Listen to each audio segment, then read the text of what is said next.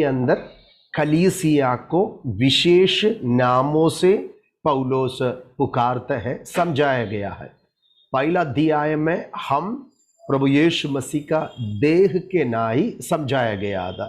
The church is the body of Christ. और अभी इस दूसरा अध्याय में पौलुस हमें समझा रहा है कलीसिया परमेश्वर का निवास स्थान या पवित्र मंदिर है। तो प्रभु हमें बनाता है। बेटे उसका 10वीं आयत भी जरा पढ़िए, 10वीं आयत जरा देखिए। क्योंकि हम उसके बनाए हुए हैं। आमीन। बस क्योंकि हम परमेश्वर की रचना है, तो हमें बनाने का पीछे का एक उद्देश्य भी है, वो भी हम देखेंगे। इधर ये जो वचनों में बहुत ही सरल रीति से हमें पौलुस समझा रहा है कि कलीसिया कौन है। तो वो बातों को हम इसमें देखेंगे।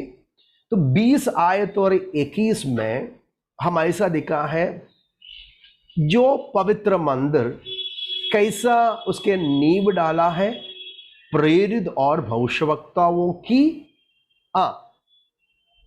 नींव पर, जिसके कोने का पत्थर यीशु मसीह है, जिसमें सारी रचना एक साथ मिलकर प्रभु में एक पवित्र मंदिर बनती जाती है, जिसमें तुम भी आत्मा के द्वारा परमेश्वर का निवास स्थान होने के लिए एक साथ बनाया जाता है। इसका मतलब हम पवित्र मंदिर बनती जाती है। कलीसिया एक पवित्र मंदिर बन जाती है, जिसमें तुम भी आत्मा के द्वारा परमेश्वर का निवास स्थान होने के लिए एक साथ बनते जाते कर पौलुस हमें समझा रहा है। तो मैंने आपको पिछले क्लास में निवास स्थान या पवित्र मंदिर का शुरुआत की बातों को समझाया था।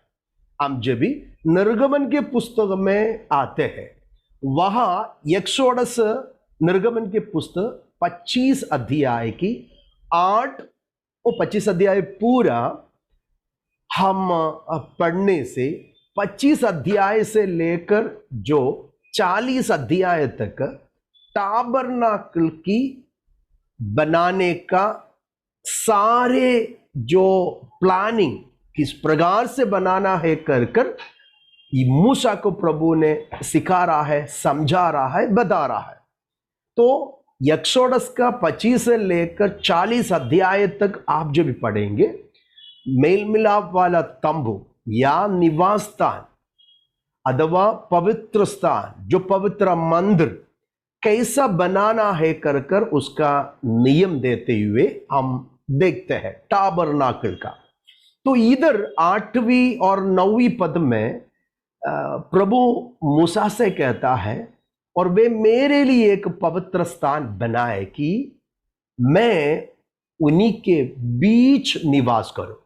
ध्यान से देखिए, जो कुछ मैं तुझे दिखाता हूं, अर्थात निवास स्थान और उसके सब सामान का नमूना उसी के अनुसार तुम लोगों से बनाना है, तुम लोग बनाना है, उसे बनाना है कर परमेश्वर ने मूसा को बता रहा है। तो ये जो निवास स्थान हम मरुभूमि कलीसिया में, जो मिस्र से छुटकारा पाए हुआ इस्राएल लोगों की मरुभूमि यात्रा में जो निवास स्थान परमेश्वर के लिए, जो पवित्र स्थान परमेश्वर के लिए मेल मिलाप वाला तंबू प्रभु के लिए जब भी बनाए था मूसा की ओर से, उस पे हम ये शब्द देखते हैं कि निवास स्थान, निवास स्थान परमेश्वर के लिए बनाया हुआ निवास स्थान। जब भी ये निवास स्थान में क्या क्या है आप सभी जानते हैं, उसके 21 और 22 में भी आप जब भी पढ़ने से ये निवास स्थान में क्या क्या रखना है, और उसके प्रारंभ का बहुत ही इंपॉर्टेंट बातों को प्रभु मूसा को समझा रहा है कि एक संदूक बनाना है। मैंने आपको बताया संदूक एक बॉक्स है कर समझाया, और ये संदूक बनाना है। वो संदूक के ऊपर एक प्रायश्चित के ढक्कन रहता है, मैं आपको दिखाने जा रहा हूं। तो ये जो प्रायश्चित ढक्कन संदूक के ऊपर लगवाना, जो साक्षी पत्र जो मूसा को प्रभु ने सिनाई पहाड़ में दिया था, 10 आज्ञा की 2 पटिया, उसकी भीतरी रखने का, उसमें चारों उनके चढ़ी रखता है। प्रभु ने 40 साल उनको खिलाया हुआ जो मन्ना, तो मूसा ने बोला वो मन्ना की तोड़ा निकालकर तुम एक सोने के बर्तन में उसको, वो बर्तन में भी मन्ना डालकर ये संदूक के अंदर रखा है। तो मैं उसके ऊपर रहकर, दैट मीन्स वो प्रायश्चित के ढक्कन के ऊपर रहकर तुझसे मिला करूंगा। इसके लिए ये जो तंबू, संदूक के जो प्रायश्चित ढक्कन और उसको प्रभु उसके ऊपर रहकर और प्रभु के लोगों से मिला करोगे, इसके लिए उसको मिलाव वाला तंबू, the meeting place of God, okay, परमेश्वर से मिलने का स्थान भी कहा जाता है। तो प्रभु इसके लिए कि उस पर जो मर्सी सीट कहते हैं इंग्लिश में, प्रायश्चित के ढक्कन को, उस पर रहकर और परमेश्वर उनके वार्तालाप किया करते थे। तो प्रभु से मिलने के लिए लोग हर समय में ये मंदिर में आते थे। ये है मरबूम कलीसिया का निवास स्थान, जो परमेश्वर के लिए वो लोगों ने बनाया है। बहुत बड़ा एक फेंसिंग में उसके अंदर आंगन है, पवित्र स्थान और आदि पवित्र स्थान है। उस पर परमेश्वर जो आदि पवित्र स्थान में संदूक रखते थे, और उस संदूक में ऊपर रखा हुआ प्रायश्चित वाला ढक्कनों पर प्रभु की उपस्थिति आते हैं, महिमा आते थे। प्रभु वहां रहकर प्रभु के लोगों से मिला करते थे, वार्तालाप करते थे, वहां से उन्हें आशीषें मिलते हैं कर मैंने आपको समझाया था। तो ये जो मेल मिलाप वाला तंबू 3 भागों में विभाजन किया है, डिविजन है करके बोला। जो खुला हुआ स्थान को आंगन कहते हैं, कोर्ट है ये, यह याग वेदी है, और उधर हर इस्राएल की पाप के लिए वो लोग जानवर को लेकर आकर उधर अर्पण करते थे, पाप क्षमा के लिए, उनकी अपराध के लिए उस वेदी पर अर्पण करना था। तो मैंने ये बातों को आपको पिछले क्लास में बताया था। जो तंबू है आपने देखा है, विशेष जानवरों की चमड़ी से बनाया हुआ जो रूफ है, उसमें 5 लेयर उसमें है, अलग अलग लेयरों में 2 चमड़ियां हैं और 3 धागा से बनाया बहुत ही कड़क और सुंदर जो लेयर आपको पवित्र और अधिपवित्र स्थान के ऊपर डालते हुए देखते हैं। जब भी वे एक जगह से दूसरे जगह की ओर निर्गमन में और एक्सोडस करते थे, यात्रा करते थे, ये जो ऊपर डाला हुआ पवित्र और अधिपवित्र स्थान के ऊपर बिराजा हुआ डाला हुआ इस जो तंबू की जो चमड़ी की लेयर और धागा से बनाए हुए जो लेयर्स उठाएगा, उसमें से सारे संदूक को बांध लेंगे, और जो पवित्र और अधिपवित्र स्थान की जो जो इंस्ट्रूमेंट्स है उसको बांधते थे, और उसके बाद उसको लेकर चलते थे लेवी लोग। उधर से वो लोग चावनी दूसरे जगह में बांधेंगे, वहां फिर भी तंबू बनाएंगे, ये मेल मिलाप वाला तंबू लगाएंगे, और वहां इस रीति से पर वो लोगों ने प्रभु की आराधना के लिए निवास स्थान बनाते थे।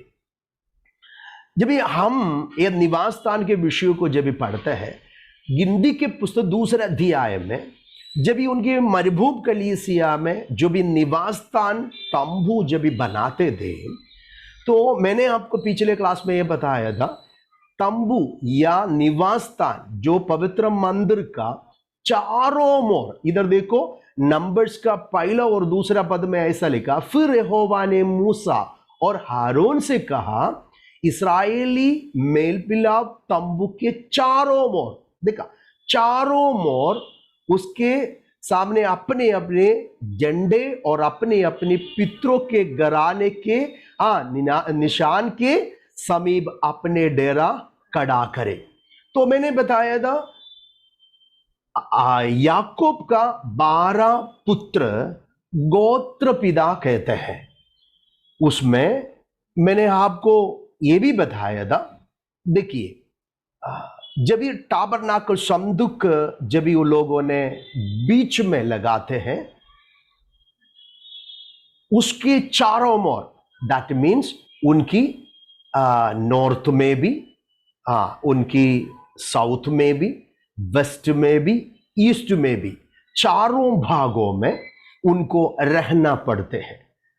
तो ये था उनका कैंपेन। वो नंबर्स दूसरा अध्याय, गिनती के पुस्तक दूसरा अध्याय आप जब पढ़ेगा, इनको किस प्रकार से कैंप, उनके तंबू लगाना है, उनके डेरा करना है, कर कर समझाया गया है। इधर बीच में टाबरनाकल रहेगा और उनके चारों ओर ये गोत्र लोग रहते थे। मैंने बोला गोत्र में जो गोत्र पिता जो याकूब के पुत्र की योसेफ का 2 बेटा मनेशी और एफ्रीम गोत्र में जुड़ जाता है। तो योसेफ का नाम नहीं है, परंतु उसका पुत्रों का नाम है। ये इधर देखो, ये वेस्ट साइड में बेन्यामिन, मनेशे, एफ्रीम, ये जो कैंप में उनका है।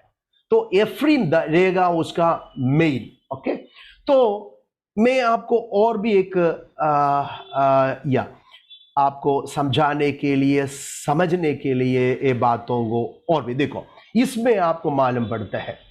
तो लेकिन ये जो टाबरनाकल का मेल मिलाप तंबू का चारों ओर, ये जो आप देख रहा है, चारों ओर लेवी गोत्र रहते थे। कारण वो लोग परमेश्वर के लिए, परमेश्वर के कार्य के लिए अलग किया वाला लोग होने के, गोत्र होने के नाई, वो लोग याजकीय गोत्र होने के नाई प्रभु के सेवकाई उनके जरिए प्रभु करते थे। इसके कारण ये टाबरनाकल का या तंबू का, मेल मिलाप वाला तंबू का निवास स्थान का चारों ओर लेवी लोग, लेवी गोत्र रहते थे। और उनके बाद जो इसके लिए लेवी को भी गोत्र गिनती में नहीं आया है। देखा, ये लोग इसमें है। योसेफ तो अलग किया क्योंकि योसेफ का 2 पुत्र लोग इधर आया। तो अभी क्या है, चारों ओर अभी क्या है, 12 गोत्र है, 3 कर चारों ओर ये गोत्र लोग रहना करते थे। वो लोग देखो, ये था उनकी डेरा। इस प्रकार से वो लोग अपने तंबू को लगाते थे। ये जो मंदिर का, निवास स्थान का, ये जो साइड में, चारों साइड में जो देखने वाला जो तंबू आप देख रहा है, वो लेवियों का है। मूसा और आरोन उनकी संतानों के लिए दिया हुआ अधिकार था उनके चारों ओर रहने का, क्योंकि they are very close to the tabernacle, सेवकाई में था। लेकिन बाकी जो लोग हैं, 3-3 कर चारों ओर चावनी लगाते हुए रहते थे। तो उन्हीं के बीच में परमेश्वर वास करते थे। उसमें और भी है, उनके हर गोत्र में चारों भागों में 4 झंडे हैं, फ्लैग है। तो मैंने एक बार आपको ये भी बताया था, ये फ्लैग जो झंडा एक वेस्ट में भी, नॉर्थ में भी, सॉरी वेस्ट में, ईस्ट में, साउथ और नॉर्थ में, जब ये रूबेन जो साउथ में है उसका झंडे दा मनुष्य की रूप था उसमें झंडे में, और दान जो नॉर्थ में है जो ईगल गरुड़ का चिन्ह और झंडे दा वो निशानी दा उसमें। और एफ्रीम जो वेस्ट में पहला जो एफ्रीम आता है वो उसकी झंडे के नीचे, झंडे में आप ऑक्सन का निशानी दिखाई दे। और जब भी ईस्ट में आता है जूडा पहला है, उसका झंडे दा लायन का जो शहर का था। तो ये चारों जो निशानी भी, झंडे का रूप भी यीशु मसीह को दर्शाता है। ये मत्ती, मार्क, लूक और यूहन्ना में यीशु मसीह का 4 प्रकार का रूप को हम फेस ऑफ जीसस को आप दिखाई देगा। मत्ती में यीशु राजा है, लायन को दर्शाता है, और मार्क में यीशु मसीह दास है, वो ऑक्सन को दिखाता है। लूक में यीशु मनुष्य का पुत्र है, वो मनुष्य का रूप को दर्शाता है, और यूहन्ना में यीशु परमेश्वर का पुत्र है, वो ऊंचे स्थान को, जो ईगल को, गरुड़ को दर्शाता है। तो इसका मतलब उसके मध्य में टाबरनाकल है। तो इसमें भी एक मैसेज है, वो बात में हम देखेंगे। तो आपको समझाने के लिए मैंने ये थोड़ा सा और भी क्लियर होगा आपको समझने के लिए, इसके लिए जो पीपीटी में ये पिक्चर भी मैं आपको दिखाया है। तो मैं जानता हूँ, विश्वास करता हूँ कि आप अभी क्लियर है। कुछ लोग मुझे फ़ोन भी किया था कि उसको एक्सप्लेनेशन को समझा नहीं था, और उनको इसका मतलब अपने लोग पढ़ रहा है, स्टडी भी कर रहा है, उनके लिए प्रभु का धन्यवाद भी मैं करना चाहता हूँ। अभी जो पवित्र, अति पवित्र स्थान में जो संदूक रखा गया है, संदूक का ऊपर का ये जो ढक्कन को प्रायश्चित वाला ढक्कन कहते हैं, इसको प्रायश्चित वाला ढक्कन कहते हैं। ऑलरेडी हमने पढ़ा है उसमें। इधर देखिए, देखो 21 में ऐसा लिखा है, प्रायश्चित के ढक्कन को संदूक के ऊपर लगवाना। तो ये जो प्रायश्चित का ढक्कन जो दिख रहा है, इसको हिंदी में मर्सी सीट कहते हैं, कृपासन कहते हैं, कृपासन। तो अभी ये जो प्रायश्चित का ढक्कन की दोनों साइड में 2 केरूबों को बनाया गया है। ये केरूबों के बीच में परमेश्वर की उपस्थिति उतर आते दे। मूसा ने बनाया वाला टाबरनाकल का जो मंदिरों में निवास स्थान में, ये जो निवास स्थान की, ये जो संदूक के ऊपर की प्रायश्चित वाला ढक्कन की 2 केरूबों के बीच में रहकर प्रभु अपने लोगों से मिला करते थे, वार्तालाप करते थे। तो ये आप समझ गया कर मैं विश्वास करता हूं। ये जो प्रायश्चित का ढक्कन, इसको जब भी रोमियो के पुस्तक में पिछले क्लास में भी मैंने बताया था, 3 अध्याय के 24 से लेकर 26 तक जब भी पढ़ता है, तभी पौलुस उसका रेवलेशन हमको दे रहा है, उसके प्रकाशन को हमको दिया है। 24 में ऐसा है, परंतु उसके अनुग्रह से, उस छुटकारे के द्वारा जो मसीह यीशु में है, फ्रीली से मौत हमको क्या मिला है? हमको धार्मिकता मिला है, हम धार्मिक ठहराया गया है। 25 में ऐसा लिखे, परमेश्वर ने उसी के लहू के कारण एक ऐसा प्रायश्चित, ये शब्द बहुत ही इंपॉर्टेंट है, ठहराया गया है, जो विश्वास करने वालों को प्रभु ने उस प्रायश्चित से, वो प्रायश्चित के लिए एक ग्रीक शब्द दिया गया है, वो हम समझ रहे हैं। अभी प्रायश्चित का ढक्कन के लिए इंग्लिश में मर्सी सीट है, ओके। तो हम Greek word for mercy seat, उसका यूनानी शब्द को समझना जरूरी है। तो प्रायश्चित का ढक्कन का ग्रीक शब्द यह है कि हेलेस्टोरियन। तो हेलेस्टोरियन का मतलब ये प्रोपिटिएशन है। प्रोपिटिएशन का मतलब प्रायश्चित, प्रायश्चित। प्रभु यीशु आपका पाप का प्रायश्चित बनकर क्रूस पर बलिदान हो गया है।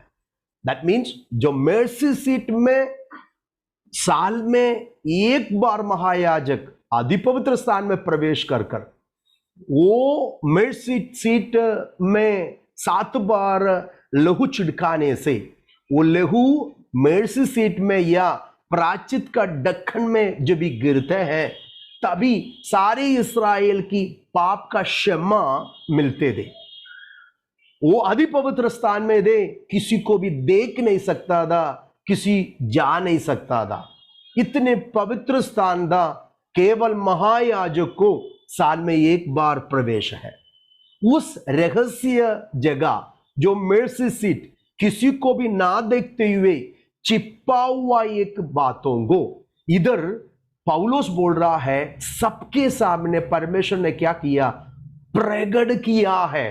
परमेश्वर ने उसको प्रकट किया है। हालेलुया। आपके लिए, मेरे लिए परमेश्वर ने, देखो 26 में वरन इसी समय उसकी धार्मिकता प्रकट हो। हालेलुया। परमेश्वर ने क्रूस पर, हालेलुया, हमारे प्रभु यीशु मसीह को सारे मानव के पाप के लिए सूली पर चढ़ा दिया, आकाश के नीचे पृथ्वी के बीच में, और पृथ्वी के मध्य स्थान पैलेस्तीन का गोलगत्ता पहाड़ के ऊपर, ताकि पृथ्वी के सारे मनुष्य यीशु मसीह की ओर देखे, उस कृपासन की ओर आए, उस यीशु मसीह के काल्वरी मृत्यु पर विश्वास करें। ओ प्रोपिटिएशन, यीशु मसीह ने प्रायश्चित किया हुआ उस बलिदान को विश्वास करें। ओ यीशु मसीह के पवित्र खून उनके पाप के लिए बहाया गया है, उस पर विश्वास करने से, अंगीकार करने से, कबूली करने से उनके पाप की छुटकारा हो जाता है, वो धार्मिकता में प्रवेश करता है। हालेलुया। तो पहला जो निवास स्थान मूसा ने बनाया हुआ निवास स्थान है कर मैंने आपको बताया, वो ये इंपॉर्टेंट बात है।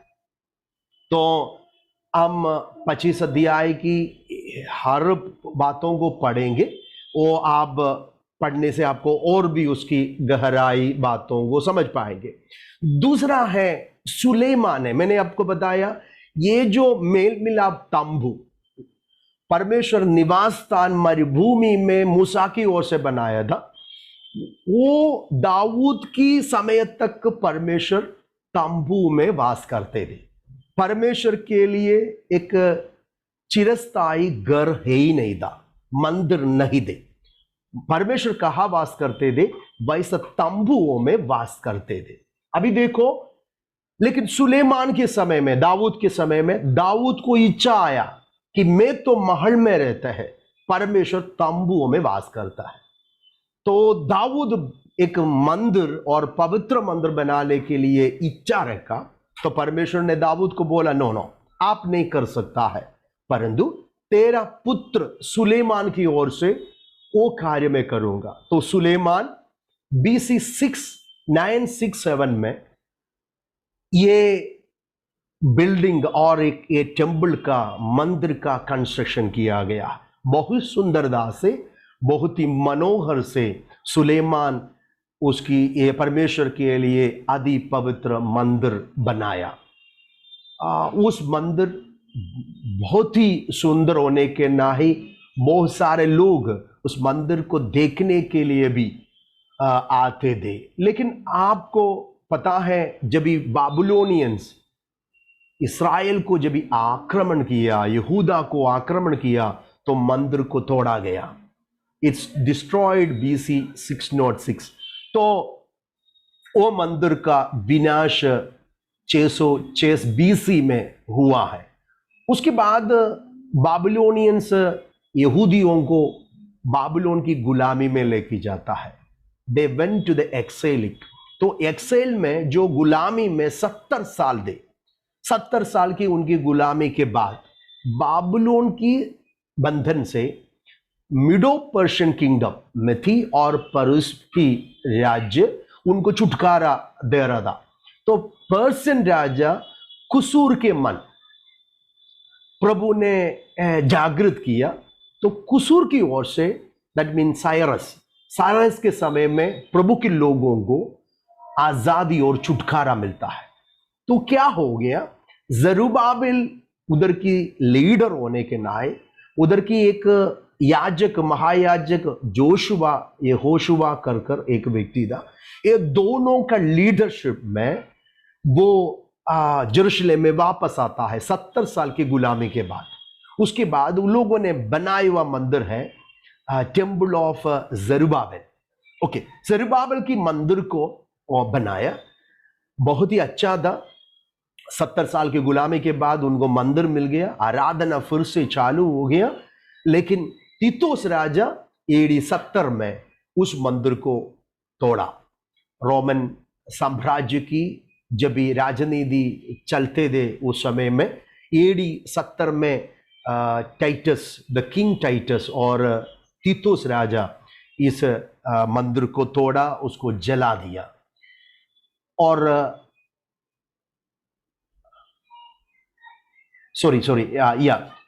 जला दिया। लेकिन हम यीशु मसीह के जो समय में, हेरोद राजा का राज्य के समय में, ये जो सेरुबाबेल ने बनाया हुआ जो मंदिर का रिकंस्ट्रक्शन को, रिनोवेशन को आपको दिखाई देगा। वो जो मंदिर को, ये जो रिनोवेशन किया वाला मंदिर को AD 70 में तीतुस राजा ने उसको डिस्ट्रॉय किया था, विनाश किया था। अभी इस्राएल लोगों के लिए मंदिर है ही नहीं है। अभी परमेश्वर ने क्या मंदिर बनाया है, यह मंदिर के बारे में हमने एफएसी के पुस्तक में पढ़ा है कि परमेश्वर अपने लिए एक निवास स्थान बनाया है। वो निवास स्थान आप और मैं है।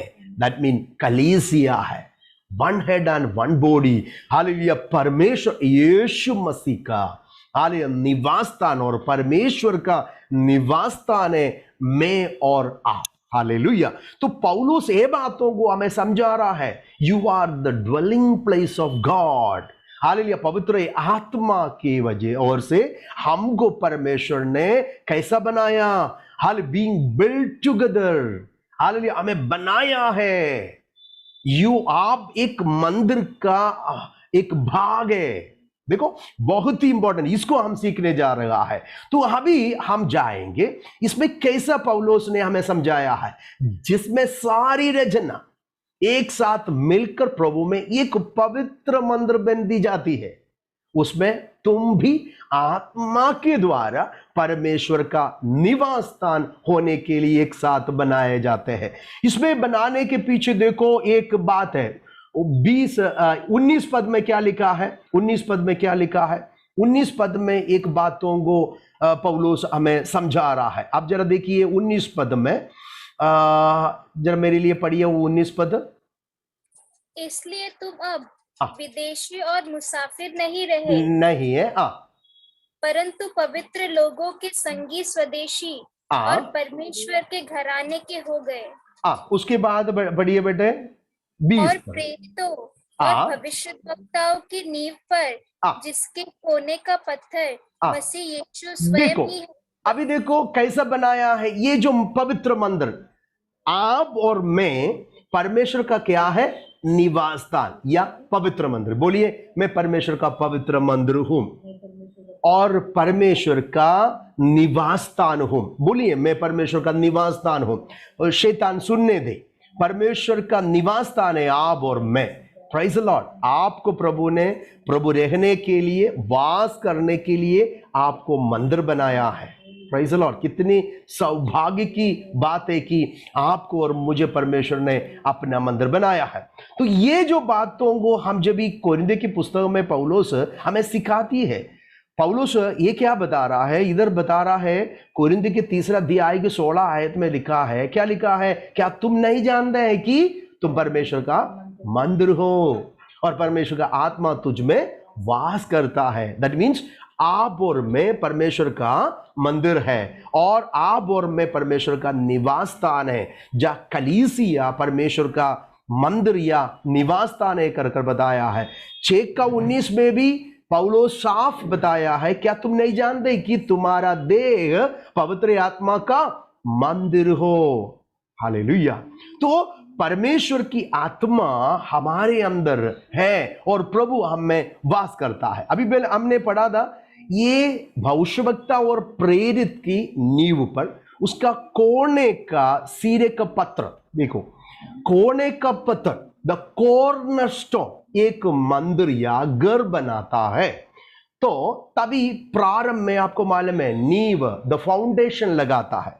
नींव में क्या होता है, उधर एक कॉर्नर स्टोन रहता है, एकदम कॉर्नर में एक स्टोन डालता है, उसको कॉर्नर, कोने का पत्थर बोलता है। This is corner stone. तो इधर बोल रहा है ये कॉर्नर स्टोन कौन है, प्रभु यीशु मसीह स्वयं है, और इनकी नींव में जो फाउंडेशन प्रेरित लोग और भविष्यवक्ताओं से किया है। ओके, तो आपको मालूम है पेंतिकोस्तेल के दिन में प्रेरित लोगों ने क्या किया?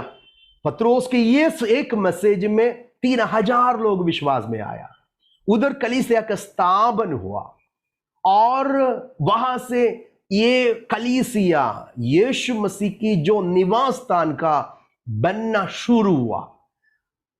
प्रेरित लोगों से प्रभु ने नींव डाला, और आपको मालूम है हम 13 अध्याय में जब भी प्रेरितों के पुस्तक में आते हैं, उधर भी पौलुस के बारे में, बरनबास के बारे में, बहुत सारे भविष्यवक्ताओं के बारे में भी पढ़ते हैं। तो प्रेरित लोग और भविष्यवक्ताओं का प्रेरितों के पुस्तक में हम इसकी शुरुआत की बनाना, ये बिल्डिंग, ये जो पवित्र मंदिर और कलीसिया रूपी मंदिर का निवास स्थान का नींव किस प्रकार से डाला गया है, उसमें ये घर और परमेश्वर का मंदिर कैसा बनाए जाते कर हम पढ़ते हैं। ये बढ़ते जा रहा है, ये निवास स्थान आप पूर्ण नहीं हो गया है। हालेलुया। हाँ, तो कैपस्टोन जब तक रखेगा नहीं, इसका मतलब एक दो ऊपर में रखता है, उसका कैपस्टोन रहता है, तो वो पत्थर तक इसकी बनोती और बिल्डिंग कंस्ट्रक्शन होते रहेगा। उसमें हम कोने कर अभी समझना है। इधर पत्रोस हमें समझा रहा है। देखो, पत्रोस के पुस्तकों में जब भी हम जाते हैं, उसमें हमें एक विशेष बातों से दूसरे अध्याय में बताया गया है। दूसरा अध्याय आप पढ़ेगा तभी हम समझ पाता है। जो यीशु मसीह को बहुमूल्य पत्थर, जो कोने का, सिरे का पत्थर कर समझाता है। तो हम 4 पद से लेकर पढ़ते जाते हैं, वहां पत्रोस हमें क्या समझा रहा है? जो यीशु मसीह के पास आकर, जिसे मनुष्यों ने तो निकम्मा ठहराया था, परंतु परमेश्वर के निकट चुना हुआ और बहुमूल्य जीवित पत्थर है वो। तो अभी आप समझो, हम भी बनाया जाता है।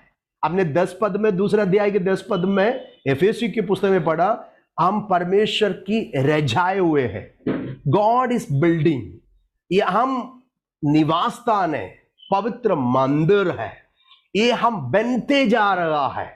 तो ये मंदिर का बढ़ोतरी हो रहा है। तो अभी देखो कितने लोग, पिछले 2-3 हफ्ता के पहला कलीसिया में 4 लोग अमरनाथ में जुड़ गया। तो ऐसा हर दिन में, हर समय में विश्वास करते हुए लोग ये मंदिर का एक एक स्टोन बनकर बढ़ते बढ़ते जा रहा है। देखो इसमें क्या है, प्रभु यीशु मसीह क्या है, वो है कोने का सिर है। ओके, तो तुम भी, 5वीं पद देखो, तुम भी आप जीवित पत्थर के समान आत्मिक घर बनते जाते हैं। हालेलुया। हम तो मुर्दे थे, मरा हुआ था, अशुद्ध था। हम एक पत्थर के नाई, स्टोन के नाई, इधर रूपकात्मक रीति में हमें समझाया गया है, प्रतीकात्मक रूप में इधर हमें सिखाया जाता है कि विश्वास जन पत्थर या स्टोन के नाई समझाया गया है।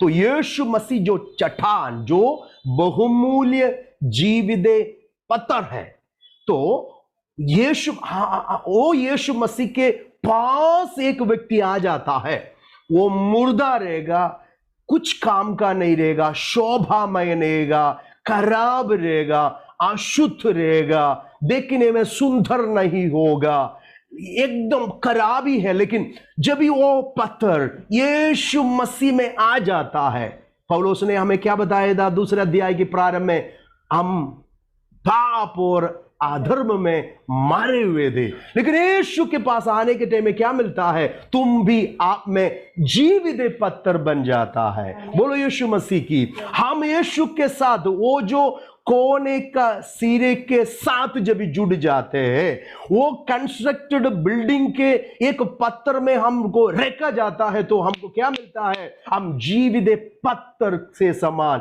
एक आत्मिक घर बनते जाता है। हालेलुया। तो आप जीवित पत्थर बन जाता है। आप एक निवास स्थान है, लेकिन आपको उसके अंदर एक उत्तरवादित्व भी दिया है, रेस्पॉन्सिबिलिटी दिया है, जिससे याजकों का पवित्र समाज बनकर, उधर टेम्पल भी है, वहां का याजक भी हम हो जाता है। हालेलुया। इसके लिए पत्रोस बोलता है, तू चुने हुए वंश, राज पदधारी याजकों का समाज बन जाता है। हमें उधर सेवा भी है, हमको सेवकाई करना है। Praise the Lord. जिसे याजकों का पवित्र समाज बनकर ऐसे आत्मिक बलिदान चढ़ाओ और यीशु मसीह के द्वारा परमेश्वर का ग्रहण योग्य हो अपने आप को। और साथ में देखो, सो तुम्हारे लिए जो विश्वास करते हो वो बहुमूल्य है, पर जो विश्वास नहीं करते हैं उनके लिए जिस पत्थर को राजमिस्त्रियों ने निकम्मा ठहराया, वो कोने का सिरा हो गया है। जो विश्वास करने वालों के लिए प्रभु यीशु मसीह बहुमूल्य पत्थर है, इनकार करने वालों के लिए टोकर का पत्थर बन जाता है। Hallelujah, hallelujah. हमारे लिए प्रभु यीशु मसीह, हमारे जीवन में प्रभु ने किया हुआ बातों को इधर बताया गया है। एफेसी के पुस्तक 19 पद में हम यही बातों को समझाया गया है। हम अभी अन्य नहीं है। हालेलुया। वो बातों को इधर पौलुस हमें समझा रहा है। इसलिए तुम अब विदेशी और मुसाफिर नहीं है, परंतु पवित्र लोगों के सगी स्वदेशी और परमेश्वर की घराने का हो गया है। तो परमेश्वर का घराने का हो गया है मैं और आप। कितने लोगों के अंदर खुशी है, कितने लोगों के अंदर आनंद है। मैं परमेश्वर का घराने का हो गया है। कितनी सौभाग्य की बात प्रभु ने आपको और मुझे दिया है। हालेलुया। बोलो यीशु मसीह की, बोलो यीशु मसीह की। हालेलुया। उसमें प्रभु यीशु मसीह कॉर्नरस्टोन बनकर, हालेलुया, जीवित पत्थर बनकर हमारे लिए, हालेलुया, हम उसका पास जब भी आते हैं तो हम कौन बन जाता है? हम भी जीवित पत्थर बन जाता है। ये आत्मिक ग्रह का कॉर्नरस्टोन, चीफ कॉर्नरस्टोन, यशायाह नबी के वचनों से एक चीफ कॉर्नरस्टोन, बहुमूल्य जो कोने के सिरे के पत्थर यीशु मसीह स्वयं है। उसमें ये नींव बढ़ते बढ़ते जा रहा है। जब भी हम सकरिया की भविष्यवाणी में जब भी जाते हैं, एक व्यक्ति सकरिया के पुस्तकों में जाना है। सकरिया नबी ने इस विषय को और भी थोड़ा गहराई से हमें समझाया गया है। आप जरा पढ़िए उसकी या 4 पद में, हम 6 पद में जाएंगे, 6 पद में जाएंगे। सकरिया के पुस्तक में हम जाएंगे 4 का 6 जरा पढ़ना है। 4 का 6 से जरा पढ़िए। तब उसने मुझे उत्तर देकर कहा, जरुब्बाबेल के लिए यहोवा का यह वचन है, न तो बल से और न शक्ति से, परंतु मेरी आत्मा के द्वारा होगा। मुझे सेना, पढ़ते जाओ बेटे, पढ़ते जाइए, सब लोग पढ़िए। मुझ सेनाओं के यहोवा का यही वचन है, हे बड़े पहाड़, तू क्या है? जरुब्बाबेल के सामने तू मैदान हो जाएगा, और वह चोटी का पत्थर यह पुकारते हुए आएगा, उस पर अनुग्रह हो, अनुग्रह। आमीन। वहां आपने देखा क्या लिखा है बेटे? वो चोटी का पत्थर, दैट इज वो है। अभी देखो, पत्रोस ने हमें, और एफेसियों पुस्तक में पौलुस ने हमें कॉर्नरस्टोन बताया है, कोने का सिरे का पत्थर बनाया है। लेकिन भविष्यवक्ता क्या बोल रहा है इधर? ये जो बात हम मालूम है, जरुब्बाबेल के नेतृत्व में मैंने आपको बताया था। जरुब्बाबेल ने जब भी मंदिर बनाने के लिए आया तो रुकावट था, तभी भविष्यवक्ता सकरिया आकर भविष्यवाणी कर रहा है जरुब्बाबेल के सामने, ये जरुब्बाबेल तेरे सामने खड़े हुए पहाड़ क्या है? ये मैदान हो जाएंगे ना। तो लेकिन परमेश्वर ऐसा वादा दे रहा है, तुम जो सेरुब्बाबेल ये मंदिर का नींव डालेगा, उसके नीचे देखो, नींव नीचे देखो, नीचे देखो आप, उसमें आपको मालूम पड़ेगा। 8 से पढ़ के जाओ। या फिर यहोवा का यह वचन मेरे पास पहुंचा, जरुब्बाबेल ने अपने हाथों से इस भवन की नींव डाली है और वही अपने हाथों से उसको तैयार भी करेगा। आमेन। तैयारी मतलब वो एकदम, मैंने आपको बताया था ना, एक घर को इधर पौलुस समझाने के लिए, उस समय की मंदिर हो, घर को जो मिस्रैम की आपने देखा पिरामिड को देखता है, उस समान की रूपकात्मक की दर्शक देकर बनते हैं। देखो ये कॉर्नर का पहला पत्थर है, लेकिन ये ऊपर जो रखता है वो छोटा का, और क्या बताया है, छोटी सी पत्थर जो सेरुब्बाबेल को जो बताया है, छोटी का पत्थर। हालेलुया। कैपस्टोन कहते हैं उसको।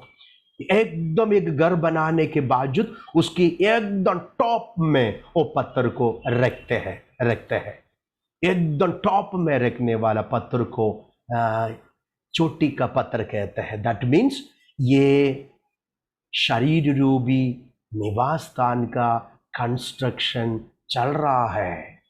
इसके ऑलरेडी कोने का सिरे यीशुआ है, और नींव में, फाउंडेशन में, प्रेरित और भविष्यवक्ता में बनाया। प्रारंभ की कलीसिया से लेकर इसकी बनाना शुरू हो गया, बढ़ते बढ़ते बढ़ते बढ़ते जा रहा है। आखिरी स्टोन, वी डोंट नो कौन है वो। अगर आज है वो आखिरी स्टोन का, इसका मतलब एक आखिरी व्यक्ति जब भी उद्धार होएगा वो खुदा जानता है। पिछले क्लास में आपने आर्मेनियन थियरी है ना, तो कैल्विन थियरी को पास्टर ने बता रहा था।